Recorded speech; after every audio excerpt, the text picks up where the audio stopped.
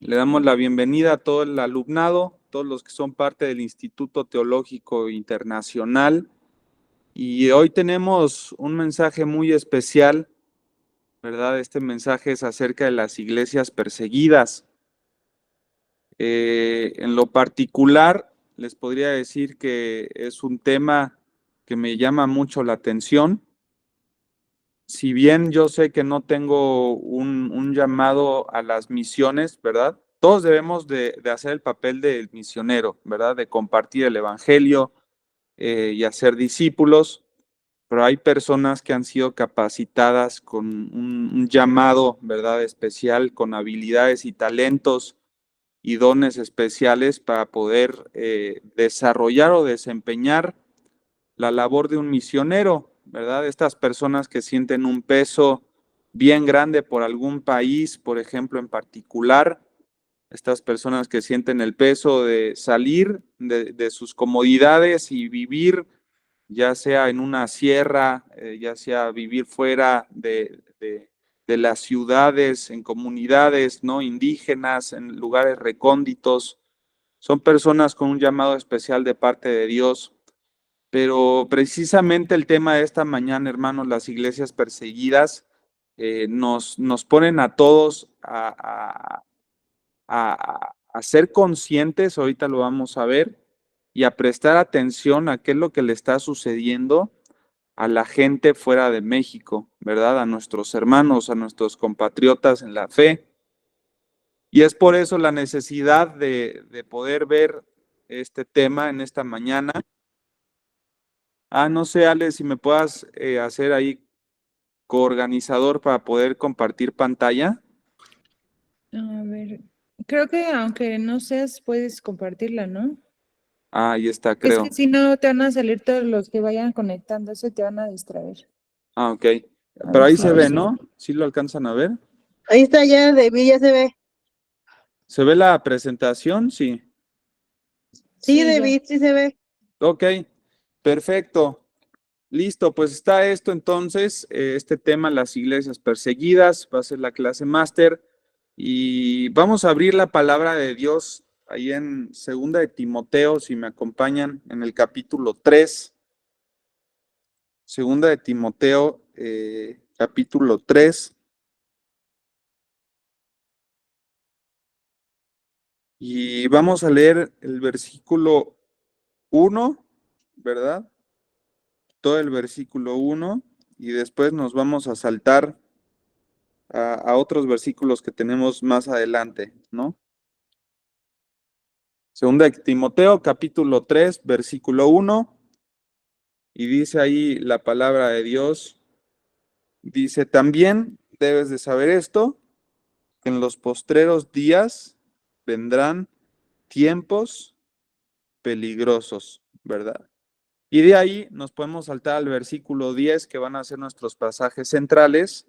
El versículo 10 dice, pero tú has seguido mi doctrina, has seguido mi conducta, el propósito, la fe, longanimidad, amor, paciencia. Fíjate lo que dice el versículo 11. Persecuciones, padecimientos como los que me sobrevinieron en Antioquía, en Iconio, en Listra. Persecuciones que he sufrido y de todas, ¿verdad? Dice, me ha librado el Señor. Y el versículo 12 es otro versículo muy importante para el tema de esta mañana. Dice, y también todos los que quieren vivir piadosamente en Cristo Jesús, hay una promesa, dice, padecerán persecución. Pues vamos a orar para poner este tiempo en manos de Dios, ahí desde tu lugar, si puedes cerrar tus ojos. Y Señor, te damos gracias, Padre, por esta mañana que tú nos regalas. Gracias por el enorme privilegio, Padre, que nos das de poder reunirnos a través de este medio. Gracias, Señor, por tu palabra que nos anima, Señor, nos desafía, nos confronta. Gracias, Padre, porque podemos ir a ella para poder obtener también consuelo y dirección. Dios, yo te pido que tú tomes el control de esta mañana, de este estudio. que realmente podamos ser totalmente atentos, Señor, a lo que tú nos quieres mostrar. Y a partir de ahora, Señor, después de este estudio, que nuestra vida pueda cambiar en un 100%, Padre. Te damos las gracias en esta mañana y lo ponemos en tus manos. En el nombre de Cristo Jesús. Amén y amén. Amén. Hermanos, estamos obviamente en una de las cartas más importantes, se podría decir, que haya escrito el apóstol Pablo. Es muy importante porque es una de las últimas cartas que el gran apóstol está escribiendo.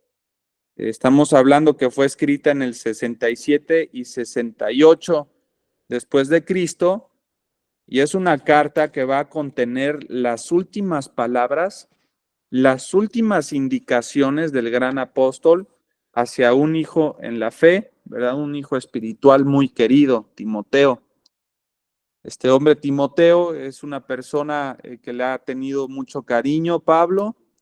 Es una persona que ha sido un fiel seguidor de Pablo, que ha sido uno de los discípulos más extraordinarios que podríamos ver en todo el Nuevo Testamento, porque iba cumpliendo a cabalidad cada uno de los principios que el apóstol le iba dejando. Decimos que es una de las más importantes por el carácter que tiene esta carta, hermanos. Es una exhortación, ¿verdad? A grandes rasgos, es el corazón, ¿verdad? Es una exhortación a la permanencia fiel y a la predicación de la palabra de Dios. Como Pablo está a punto ya de morir, sabe que ya se acerca, ¿verdad? Su día final, se podría decir.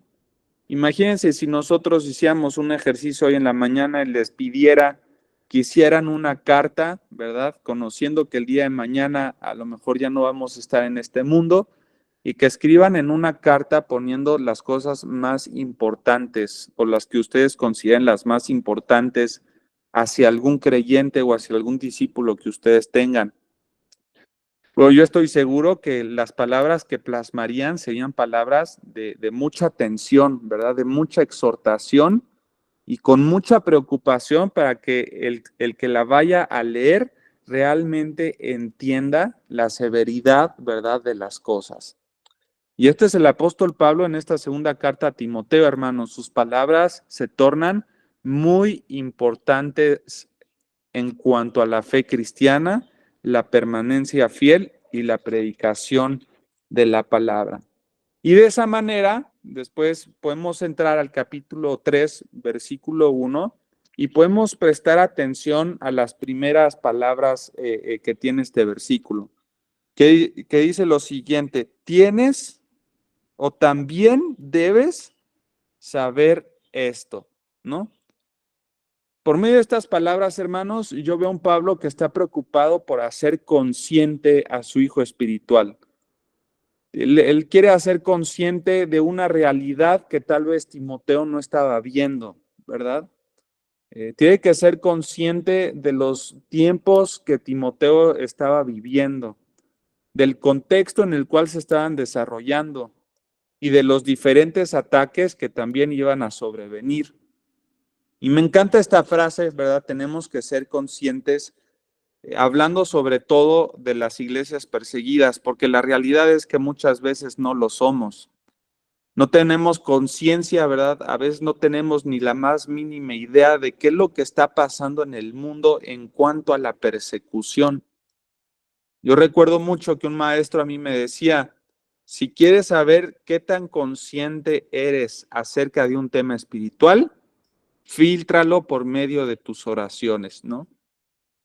Y yo pensaba en este tema acerca de los hermanos y las iglesias que son perseguidas, y yo podría decir, sin temor a equivocarme, que un 70-80% de la iglesia actual no está orando realmente por los hermanos perseguidos, ¿no?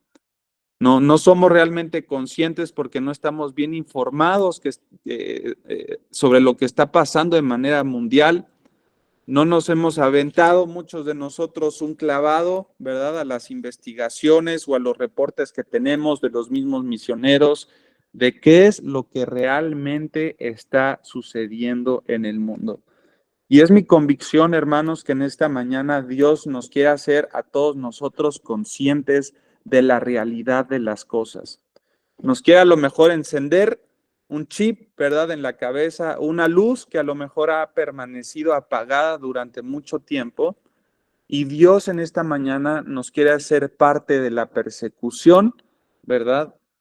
De una manera activa por medio de la oración, orando por nuestros hermanos que están lejos, orando por los cristianos que verdaderamente están sufriendo y arriesgando su vida todos los días desde que se levantan.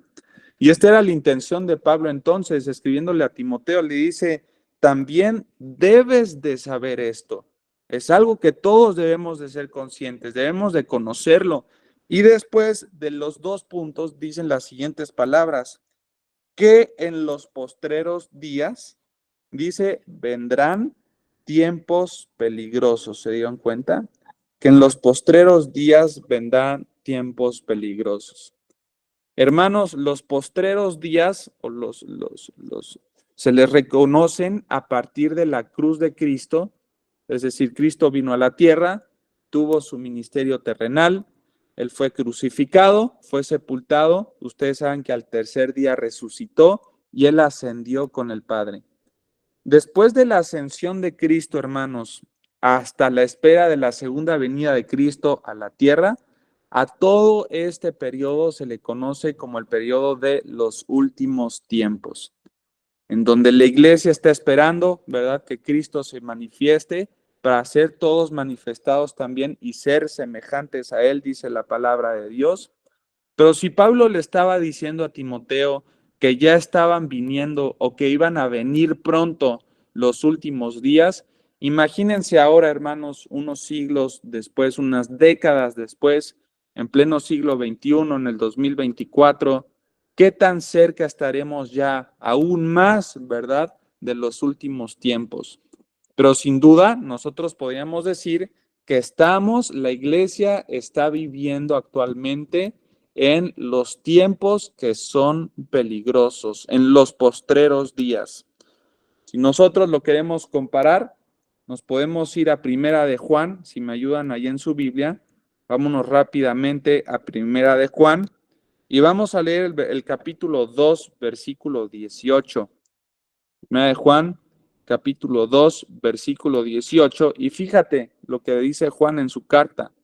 Fíjate las palabras, dice, hijitos, ya es el último tiempo, ¿te das cuenta?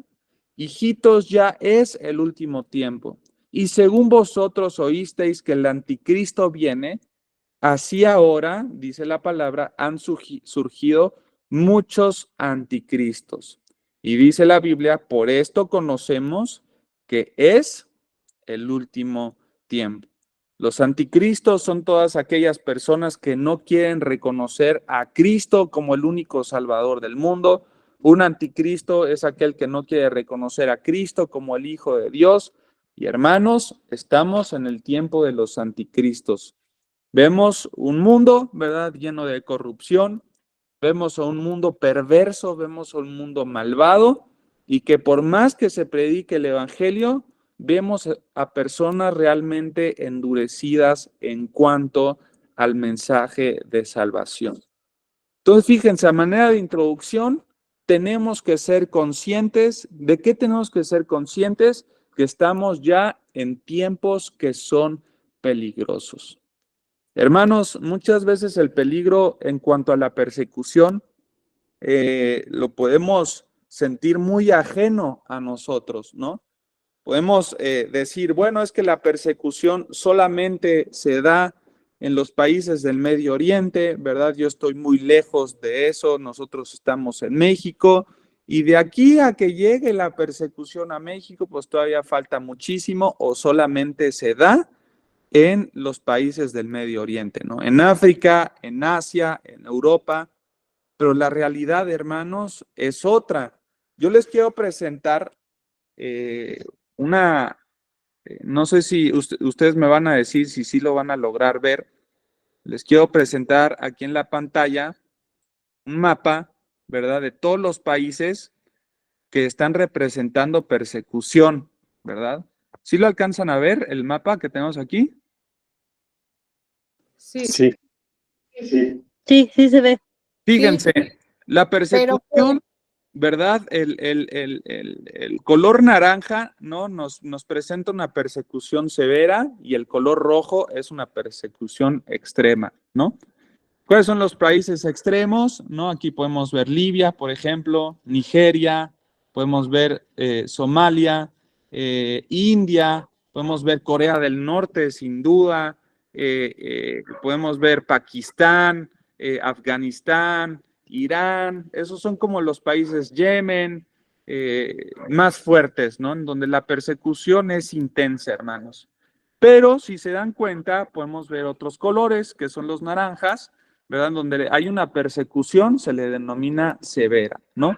Kazajistán, China, Bangladesh, vemos Argelia, Mauritania, Camerún, República Centroafricana, ¿no? Nos estamos moviendo en el continente asiático, ¿no? Principalmente Malasia, en el continente africano, pero si nos vamos del lado izquierdo, te vas a dar la sorpresa, por ejemplo, Cuba, ¿verdad? Ya está siendo perseguido. Podemos ver Nicaragua también, que está siendo perseguido. Podemos ver Colombia, que también tiene altas cifras de persecución. Pero si te das cuenta, ¿verdad? Aquí en la parte izquierda podemos ver a México. México encabeza el número 37 en cuanto a la lista. Esta es la lista mundial de la persecución, reconocida por un ministerio hermoso que se le llaman Puertas Abiertas, que se dedican a estar dando reportes de la persecución mundial. Tienen un ministerio también para poder donar, ¿verdad? Alguna ofrenda para poder ayudar a los misioneros que están en estos países. Pero si se dan cuenta, ¿verdad? Del lado izquierdo, ahí estamos nosotros. Una de las ciudades principales, ¿no? En cuanto a la persecución que nosotros tenemos, se podría decir que es Chiapas, ¿no? Chiapas es uno de los lugares más perseguidos de aquí de México. Podemos hablar acerca de Oaxaca.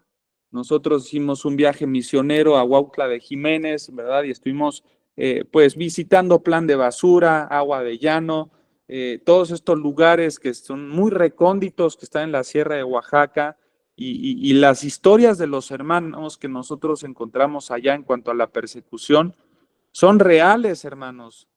Personas que se habían puesto de acuerdo en la comunidad de construir una iglesia, ¿verdad? Entre todos, estaban involucradas las mujeres, los hombres, y de repente se levantaron otros miembros de la comunidad indígena y no estuvieron de acuerdo con que se construyera una iglesia cristiana y decidieron entonces desplazarlos. Como en la sierra se conocen todos, hermanos, y siempre son las mismas familias, hagan de cuenta que se enteraban que unas familias estaban construyendo una iglesia y decían, ¿quiénes son los que están participando de esto? Bueno, son los López, son los Pérez y son los Aguilar. Esas tres familias son las que están haciendo la iglesia cristiana. ¿Qué hicieron? Se levantaban entre las familias y fueron a linchar literalmente, a sacarlas de sus hogares, llegaron a violar a sus hijos, llegaron a matar a las mujeres.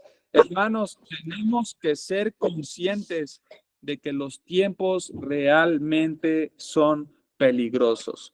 Y como decíamos, a veces creemos que están lejos de nosotros, a veces creemos que son ajenos a nosotros, pero hermanos, estamos más cerca de lo que creíamos. Les quiero dar un poquito de historia, un poquito de estadísticas, ¿verdad? En primer lugar, algunos de los países que ya mencionamos, vemos aquí Corea del Norte. Dice aquí es el lugar más peligroso para ser cristiano. ¿Por qué? Porque ser descubierto como seguidor de Cristo, políticamente hablando, hermanos, es la pena de muerte. Y estamos hablando de que en Corea del Norte, hermanos, hay entre 200,000 y 400,000 cristianos que están siendo perseguidos diariamente, que saben que si los descubren, los pueden sentenciar a una pena de muerte y que están día con día dando o arriesgando su vida por Cristo.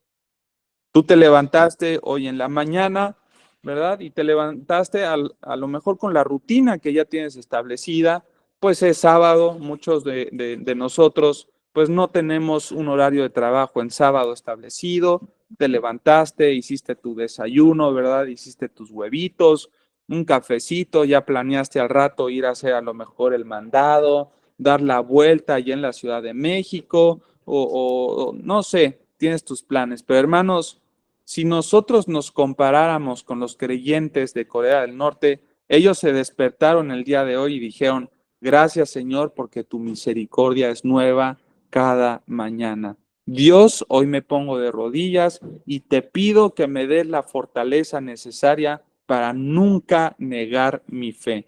Y si me llegan a descubrir en mi fe, que yo esté dispuesta o dispuesto a dar la vida por Cristo. Hermanos, en el 2023, Corea del Norte fortaleció su frontera con China y quiere decir que se tiene un control extremo para que los creyentes no puedan salir de Corea del Norte, es decir, que les sea más difícil escapar de este país y asimismo que sea más difícil obtener ayuda de otros países. Corea del Norte decidió fortalecer su frontera con China y con otros países para que los cristianos se les haga prácticamente imposible escapar y para que también se les haga imposible recibir ayuda. En otro lugar tenemos Argelia, ¿verdad? En Argelia dice que anteriormente se pensaba o se había hecho un recuento que habían 47 iglesias protestantes en el país. En el 2023 habían 47 iglesias protestantes en el país. Actualmente, fíjense lo que es la realidad, hermanos, de hoy en día, 29 de junio del 2024, solamente quedan 4 y están bajo una intensa presión. Hermanos, se tienen que reunir debajo de la tierra.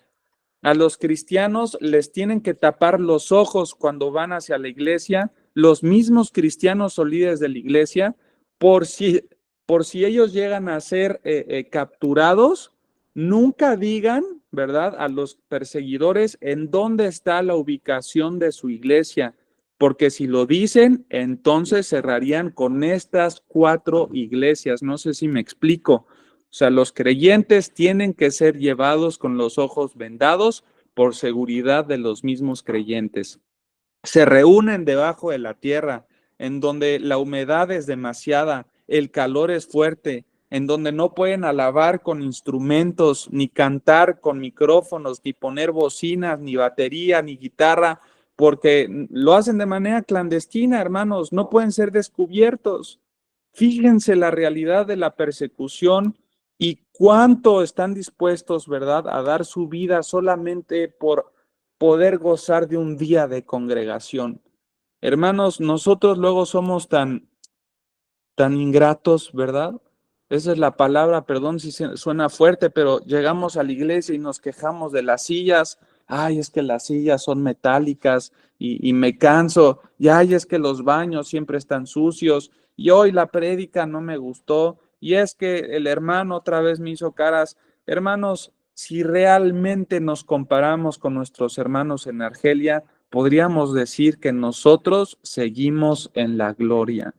El lugar en donde te reúnas, ¿verdad? No, yo sé que todos los que estamos aquí no son de Vida Nueva, hay otros de otras iglesias, pero estoy seguro que no estás pasando por esto. Estoy seguro que en tu iglesia tienes sillas. Estoy seguro que en tu iglesia no te persiguen, que puedes ir de una manera libre, puedes llevar tu Biblia debajo del brazo. Y esta libertad, hermano, hermana, es un privilegio que tenemos en nuestro Dios.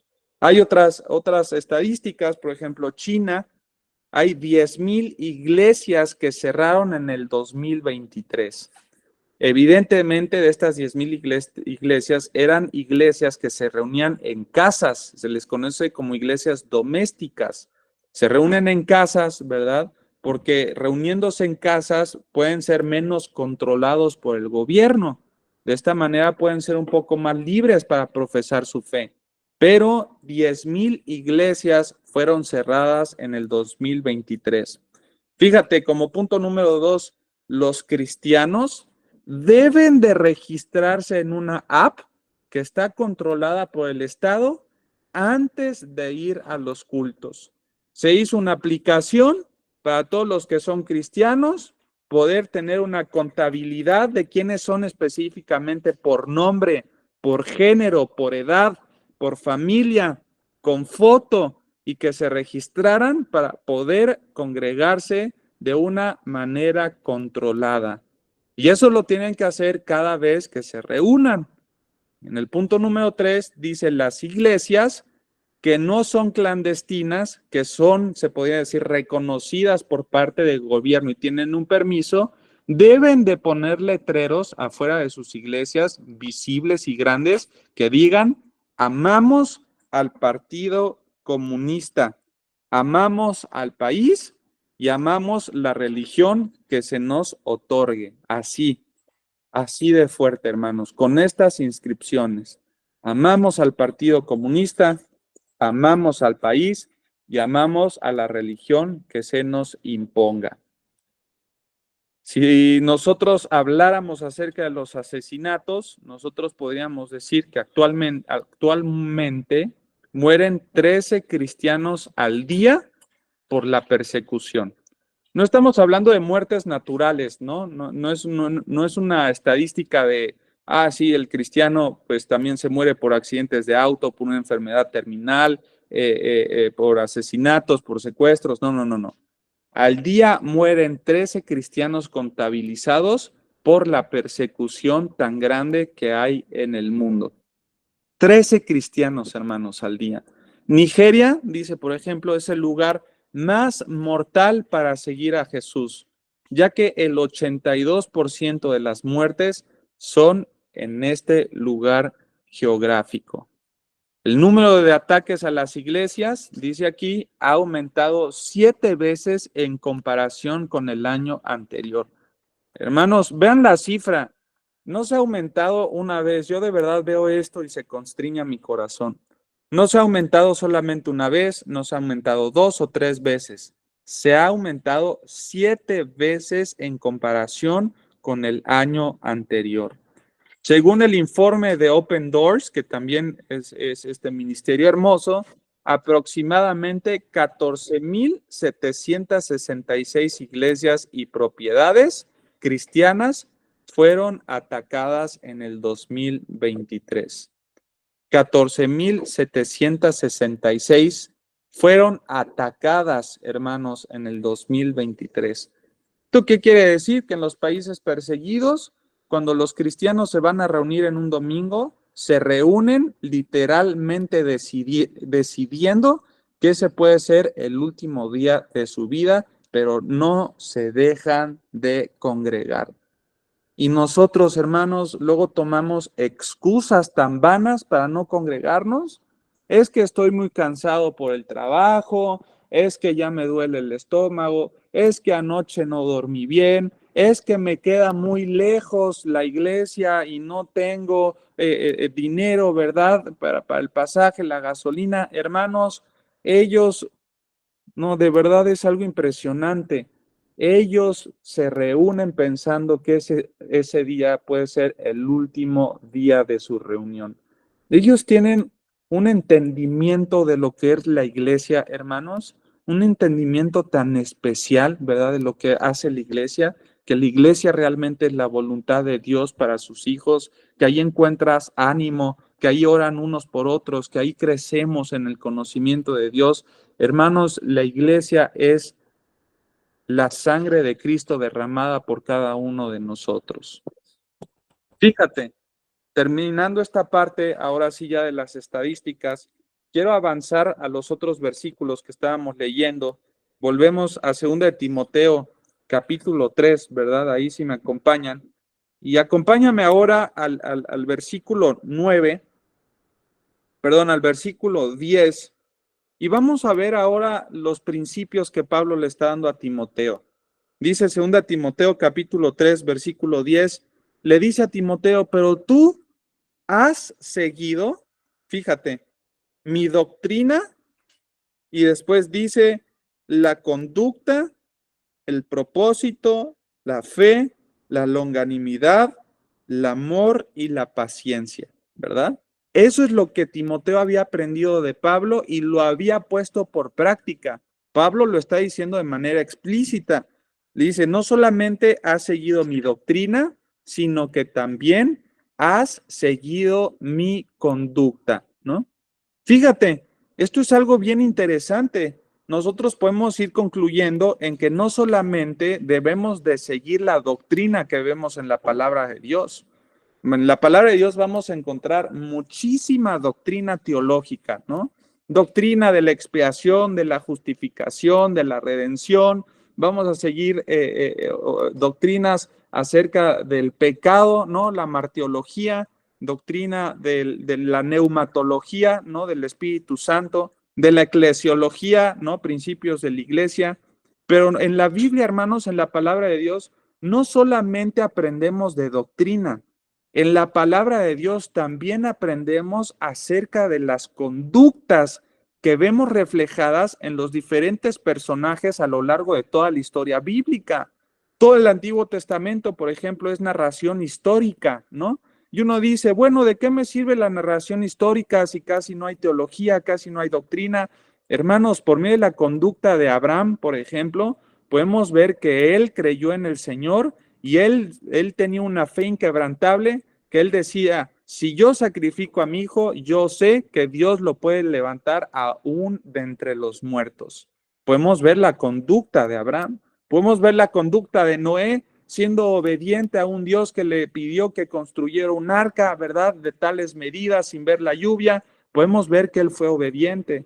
Podemos ver la conducta de Moisés, la conducta de Josué, de Aarón, de Elías, de tantos personajes, hermanos, que tiene la historia bíblica para poder seguirla también. Son referentes que nosotros tenemos, son ejemplos que tenemos para seguir y también para no seguir en algunas ocasiones, ¿no? Ejemplos como Sansón, ¿verdad? Que por ahí pecó, bueno, eso es obviamente un personaje que yo no quiero imitar, pero que me ayuda a poder aprender qué cosas hacer y qué cosas no hacer. Pero fíjate, Timoteo, aquí en esta carta le dice Pablo, no solamente has aprendido la doctrina, aprendemos también de la conducta. Dice el versículo 10, ha aprendido del propósito, ¿no? Dice aquí, ha aprendido del propósito. Esto es los planes decididos por el apóstol para poder seguirlos sin poner peros. Dice que también ha seguido su fe. ¿Qué es la fe? Es entendida como una inquebrantable confianza en el Señor. ¿Qué también había seguido este Timoteo? Su longanimidad. ¿Qué es esto? Esta palabra longanimidad es macrotumia, que es una anchura de ánimo, de fortaleza inquebrantable con respecto hacia los demás, es decir, paciencia, ha seguido su amor, ha seguido también el upo.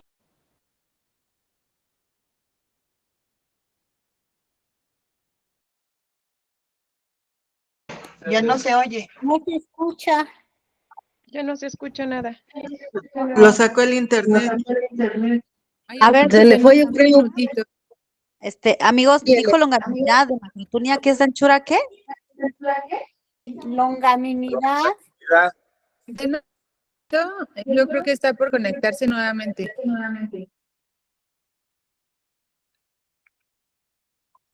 Es anchura de ánimo, sería como fortaleza de carácter. De ánimo. Es anchura de ánimo. Y sería equivalente a fortaleza de carácter.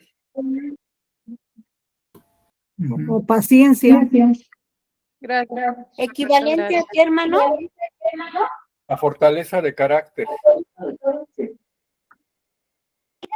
Gracias, Norberto. Silvia, saludos. No hay de qué. Gracias, bendiciones, cuídense mucho. Gracias, hermanito.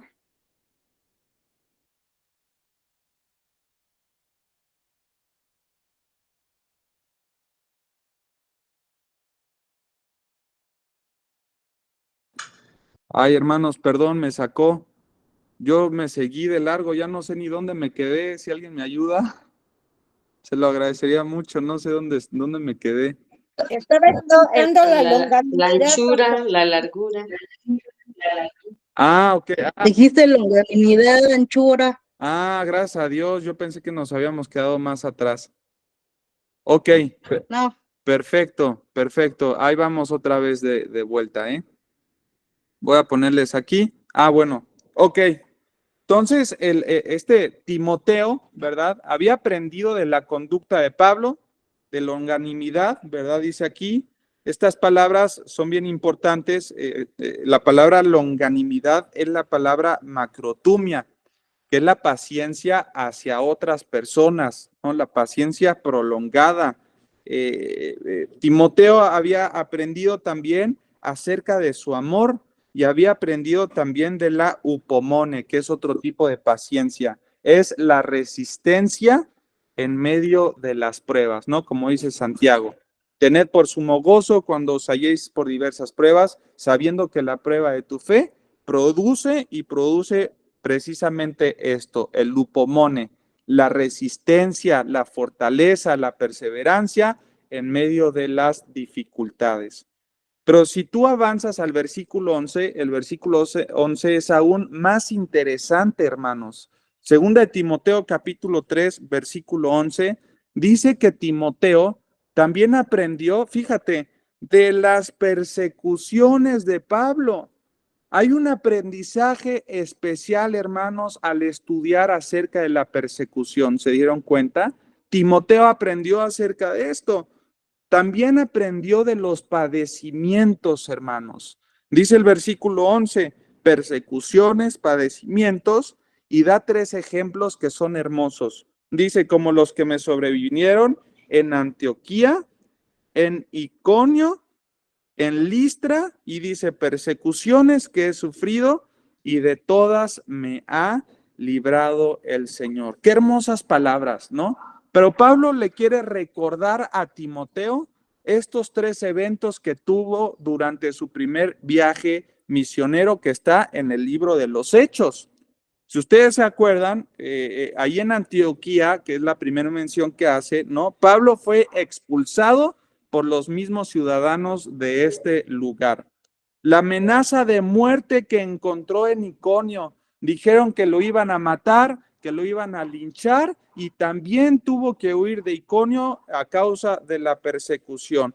Y de Listra, hermanos, bueno, no podríamos ni siquiera hablar, ¿verdad? En Listra fue cuando sí lo agarraron, lo apedrearon entre todos, y dice la palabra de Dios que se ha apedreado, lo sacaron de la ciudad porque pensaban que ya estaba muerto.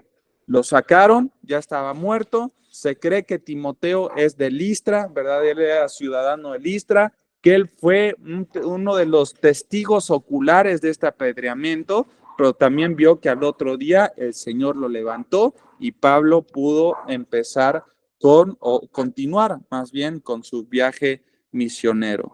Hermanos, qué interesante que no solamente podemos aprender de la doctrina, sino que también todos nosotros podemos aprender acerca de la persecución.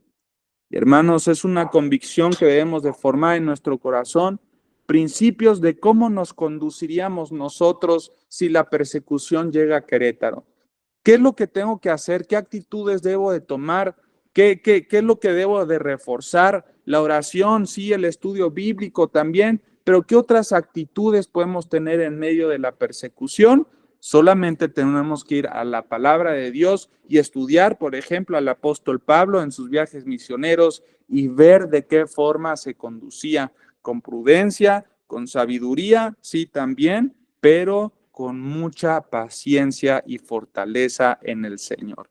Hermanos, dice la palabra de Dios que Jehová nunca nos daría cosas que nosotros no pudiéramos soportar. Y en Él somos poderosos más que todas las cosas, ¿verdad? Dice Efesios 3:20. Nosotros, dice la palabra de Dios, más fuerte es el que está en nosotros que el que está en el mundo. Si Dios ya nos dio a su Hijo Jesucristo, ¿cómo no nos daría junto con Él todas las cosas? Pero quiero que continuemos con la lectura de esta mañana, ya casi para ir cerrando, ¿verdad? Para ir pasando a la conclusión. Fíjense lo que dice la última parte de nuestro pasaje en esta mañana. Segunda de Timoteo, capítulo 3, y ahora versículo 12. Fíjate las palabras que dicen. Dice, y también todos los que quieren, ¿qué? Todos los que quieren vivir piadosamente en Cristo Jesús, ¿qué pasó? ¿O cuál es la promesa? ¿Cuál es la parte segura? Dice, padecerán también persecución. Padecerán también persecución. Hermanos, yo le podría calcular unos 10, 15 años para que la persecución en la ciudad en donde vivamos sea real y sea extrema. En donde los gobiernos obviamente van a estar coludidos, en donde los musulmanes que están o tienen presencia en todo el mundo van a agarrar más fuerza, va a empezar a haber un engaño de parte de Satanás a las naciones y los cristianos vamos a ser grandemente perseguidos. Y dice aquí la palabra de Dios que todos los que quieran vivir piadosamente en Cristo Jesús van a padecer persecución. La pregunta hasta este punto del estudio, hermanos, es, ¿estarías dispuesto a vender tus convicciones bíblicas solamente para salvar tu vida? ¿Estarías dispuesto a negar tu fe, a negar el nombre de Cristo solamente para salvar tu vida? Algunos podrían decir, yo no estaría dispuesto, yo voy a mantener el nombre de Cristo en alto todos los días de mi vida. Y amén, ¿verdad? Esperemos que realmente así sea. Pero, ¿qué tantas convicciones bíblicas has formado en tu corazón en cuanto a la persecución? Estaba leyendo a un autor, ¿verdad? Bien interesante, que decía, la persecución del mexicano hoy en día, ¿verdad? En pleno 2024 se puede dar de 3 maneras. O no se puede dar en estas 3 maneras, ¿no? Una, ustedes se pueden estar salvando de la persecución si eres un no creyente, es decir, que no eres cristiano y por lo tanto estás en el mundo, y entonces como los principios y la ética y la manera de pensar de un no cristiano y del mundo son las mismas, entonces no tendría por qué haber persecución. Punto número 2, otra manera de no padecer persecución es que tú seas un cristiano, pero de la secreta. Es decir, que seas cristiano, pero que no estés en el mundo. ¿Qué quiere decir esto? Que tú quieres pasar desapercibido o desapercibida en tu trabajo, quieres pasar desapercibido en la colonia en la que vives y no quieres que nadie se entere que tú eres cristiano, ¿verdad? Quieres estar así en la secreta, porque sabes que si tú lo andas diciendo y andas compartiendo el evangelio, seguramente padecerías persecución. Pero las 2 formas de no padecer persecución es ser un no creyente y vivir en el mundo, ¿no? Porque los principios se acoplan. La segunda es ser un cristiano, pero no vivir en el mundo, es decir, de la secreta. Y la tercera es una persecución inminente. Es ser un cristiano en el mundo. ¿Esto qué quiere decir? Que la manera de pensar del mundo es muy diferente a la nuestra. La manera de conducirse al mundo es muy diferente a la nuestra. Y en el momento en el que yo decido vivir piadosamente, debo de ser consciente que voy a padecer persecución.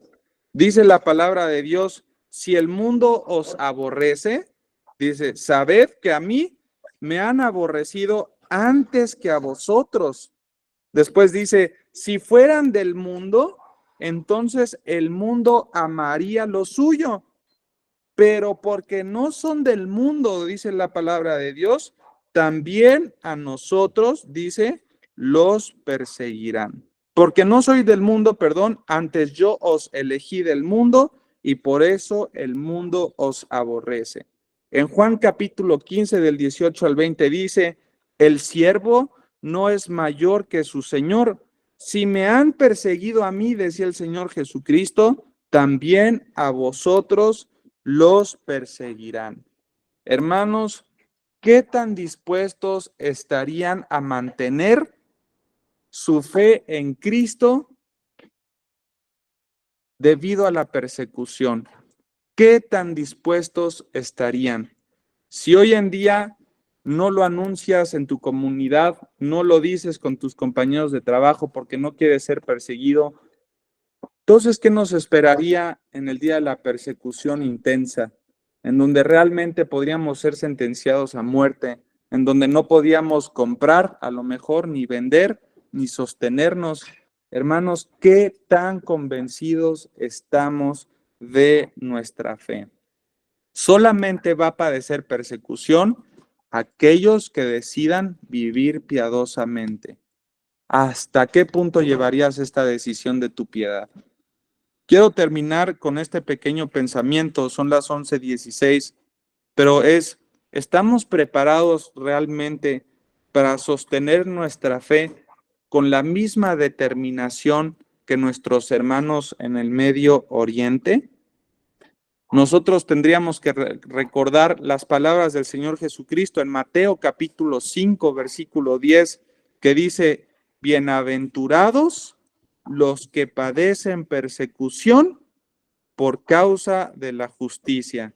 Dice la palabra de Dios, porque de ellos es el reino de los cielos. Repito, bienaventurados los que padecen persecución por causa de la justicia, porque de ellos es el reino de los cielos. Yo recuerdo a un Esteban, un mártir del libro de los Hechos, que dio su vida por el Evangelio.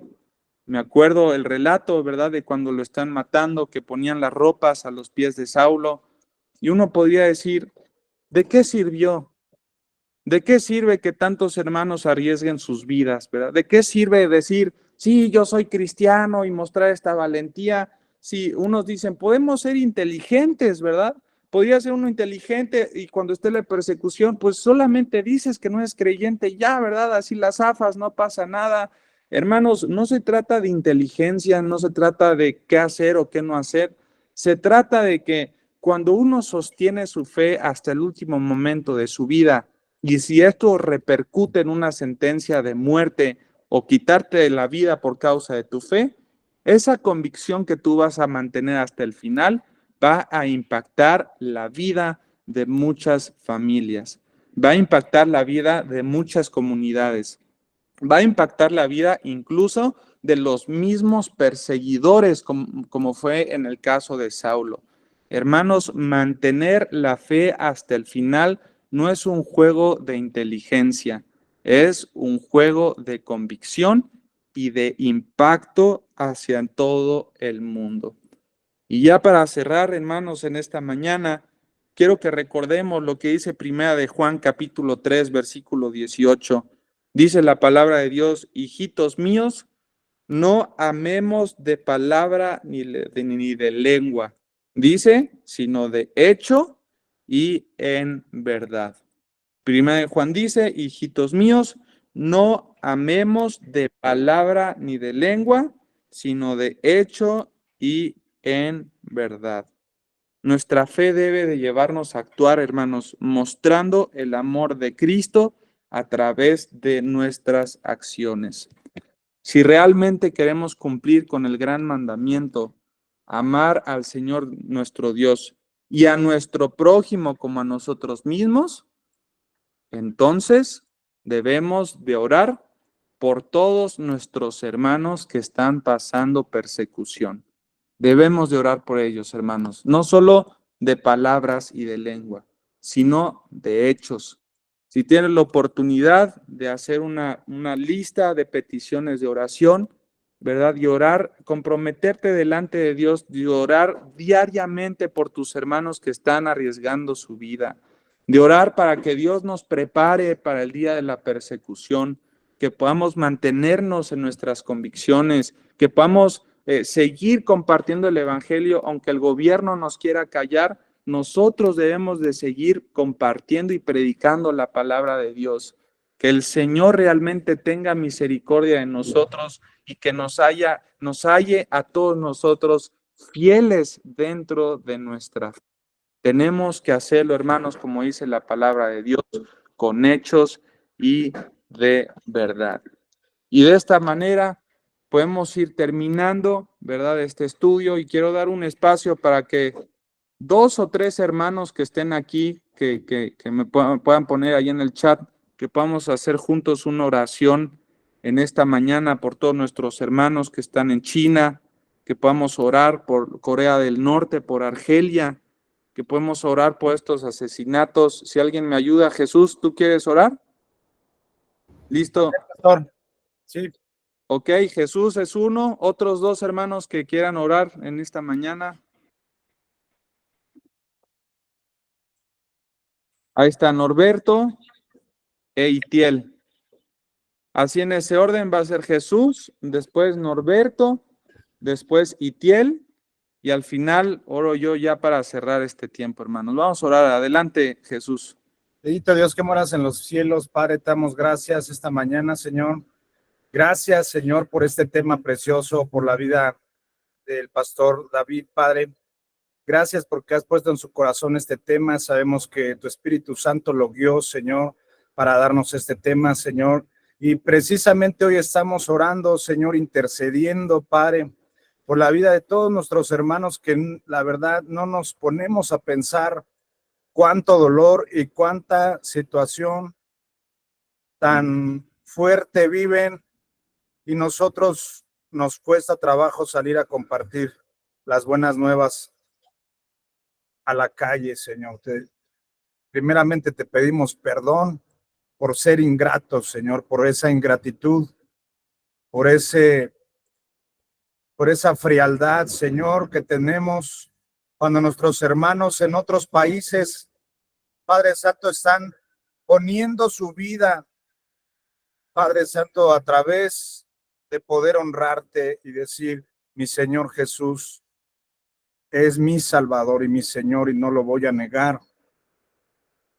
Gracias, Señor, por la vida de todos mis hermanos en China, en Corea, en Nigeria, Señor, en África, en Europa, en Asia, en Alemania, en Francia, Señor, en la India, Señor, que se extienda el evangelio a todo lugar, a toda criatura, Señor, a todo el mundo, que reconozcan que Jesús es el Señor, el Rey del universo, Señor. Te pedimos, Padre, esta mañana de todo nuestro corazón, que dejemos esa ingratitud pensando que la teología nos va a hacer mejores cristianos, cuando de verdad se necesita tener ese fuego que tenía Pablo en prisión y decir, todo lo puedo en Cristo, pero también estamos aquí, Señor, peleando la buena batalla, Señor, como Pablo decía en sus cartas, aún estando en prisión, ese gozo que tenía a pesar de estar en prisión, Señor. Y nosotros muchas veces nos gloriamos de cosas vanas, Señor, de cosas, de esa insensatez que a veces nos consume por tanta libertad que tenemos, Señor. Que la gracia no se convierta en libertinaje, Señor, que tu gracia preciosa que nos alcanzó pueda, Señor, tener en México un amor como la de la iglesia de Éfeso, ese primer regresar al primer amor, Señor, como la de la iglesia Filadelfia, Padre Santo. En el nombre de Jesús, que podamos ser usados como flechas, todos los que salgamos de esa generación, como flechas, pero sabiendo que nosotros no morimos por nadie, solamente Cristo es el que murió por todos nosotros. Gracias por la vida, Señor, de todos mis hermanos presentes, y que hoy no sean palabras huecas, Señor, que si en el corazón está poder tener en cuenta a nuestros hermanos que padecen esa persecución, por nuestros hermanos en Chiapas, que está en nuestro propio país, Señor. donde la situación cada vez se agrava más, Padre, y pueda tener ese despertar en nosotros y poder interceder genuinamente por ellos, Señor. Ten misericordia, Señor, de todos mis hermanos. Y hasta te esperamos, Señor, hasta que vengas por tu iglesia. Te amamos de todo nuestro corazón, con todas nuestras fuerzas y con toda nuestra mente, Señor. En el nombre poderoso de Cristo Jesús. Amén. Padre Santo, te damos las gracias por esta reflexión que pusiste en el corazón de tu siervo David Alducin. Y te damos las gracias, Señor amado, por el Instituto Teológico, por este grupo, por todo lo que tú has levantado, Señor amado, en tu soberanía y en tu sabiduría infinitas. Te damos las gracias, Señor, porque tenemos la oportunidad de reunirnos tanto virtualmente como presencialmente, Señor, en nuestra región del país, en la que todavía no hay semejante persecución, Señor. Y te pedimos, por favor, Señor amado, por personas que tienen específicas, Señor amado. Nuestra hermana Ana Laura Esteves Betancourt nos pidió antier orar por una familia hindú a la que le compartió el Evangelio. El padre se llama Bala, la madre se llama Buba y el hijo se llama Nil. Y te conocieron y reconocieron como su Salvador, amado Señor Jesucristo. Te rogamos, por favor, Señor, que no solamente se mantengan firmes y puedan compartir con sus familiares y su comunidad, porque regresaron antier a su país, a la India. Te rogamos específicamente por esta familia y por todas, Señor, las que has tocado, cuyos corazones ha tocado tu Espíritu Santo, a las que has convencido, Señor amado, de pecado, justicia y juicio, para reconocerte como su único Señor y Salvador. Te pedimos por ellos, Señor, y por cada familia perseguida en el mundo, por cada cristiano perseguido en el mundo. Y te pedimos, por favor, que nos permitas saber nombres específicos de personas que están en persecución para ponerlos en oración. Te damos las gracias por tus misericordias que son nuevas todos los días y te damos todo honor y toda gloria solamente a ti. En el nombre de nuestro Señor Jesucristo, que está sobre todo nombre. Amén. En ese mismo espíritu, Señor, te damos gracias por tus misericordias, Señor. Gracias por esta palabra que nos das, Señor, que tú nos sacudes, Señor, para que entendamos y despertemos, Señor, que todo vaya de mal en peor y las persecuciones ya están para muchos hermanos, Señor, aunque a veces otros hermanos no los entendemos, no es porque no las vivimos realmente, Señor. Pero aún así, tu familia, tus hijos, Señor, sí padecen persecución en mayor o menor grado, Señor. Pero eres tú quien nos da ese entendimiento, esa palabra, esa unidad, Señor, esa solidaridad, esa comunión con otros hermanos, Señor, para que podamos comprender, entender. Queremos ser partícipes del sufrimiento de otros, gozarnos cuando hay que gozarnos, sufrir como con los otros, Señor, llorar con los que lloran, Señor. Porque somos un mismo cuerpo, un mismo espíritu, una misma fe, un mismo bautismo, Señor, un mismo Dios y Salvador que está en todos y por todos, Señor, que eres tú, Padre.